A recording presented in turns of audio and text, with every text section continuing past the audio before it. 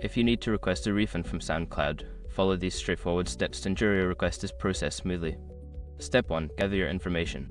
Collect all necessary information related to your account, including your username, email address associated with the account, and details of the transaction you want refunded.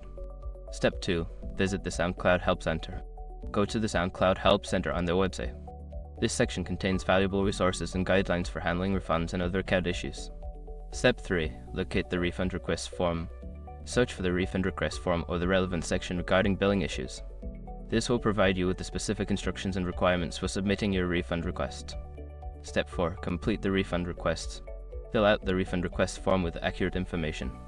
Be clear and concise in explaining the reason for your refund request and attach any supporting documents if necessary.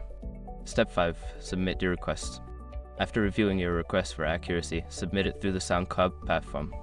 Keep an eye on your email for any confirmation or follow-up communication regarding your refund status. Once you have completed these steps, you should receive a response from SoundCloud regarding your refund request. Be patient, as processing times may vary.